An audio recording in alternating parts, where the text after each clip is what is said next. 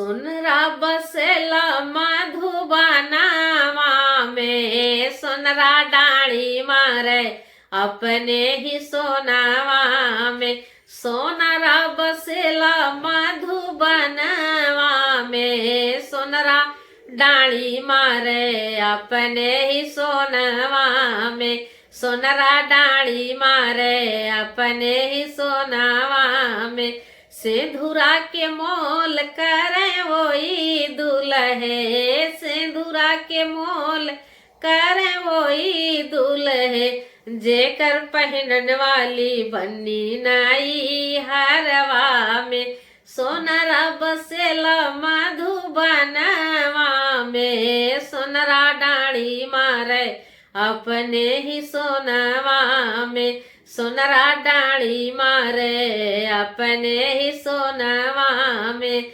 झुमका के मोल करे वही दुल्हे, झुमका के मोल करे वही दुल्हे। जेकर पहनन वाली बन्नी नाई हरवा में, सोनरा बसेला मधुबनवा में। सोनरा डाली मारे अपने ही सोनावा में। सोनरा डाली मारे अपने ही सोनावा में।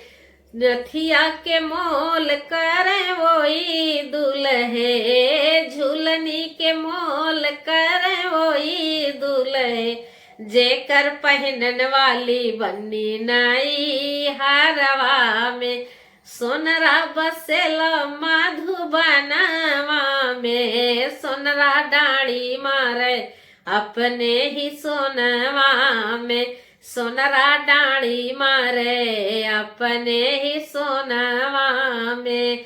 हरवा के मोल करे वही दुल्हे, हरवा के मोल करे वही दुल्हे। जेकर पहनन वाली बन्नी नाई हरवा में, सोनरा बसेला मधुबनावा में। सोनरा डाली मारे अपने ही सोनावा में। सोनरा डाली मारे अपने ही सोनावा में। कंगना के मोल करे वही दुल्हे, कंगना के मोल करे वही दुल्हे। जेकर पहनन वाली बन्नी नाई हरवा में, सोनरा बसेला मधुबनावा में। सोनरा डाली मारे अपने ही सोनावा में। सोनरा डाली मारे अपने ही सोनावा में।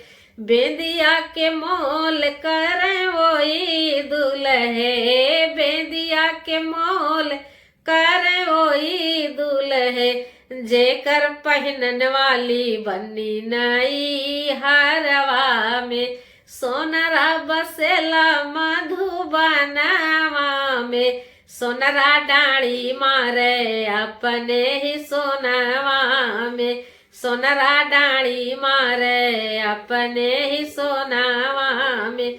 चुनरी के मोल करे वही दुल्हे, चुनरी के मोल करे वही दुल्हे। जेकर पहनन वाली बन्नी नाई हरवा में, सोनरा बसेला मधुबनावा में। सोनरा डाली मारे अपने ही सोनावा में।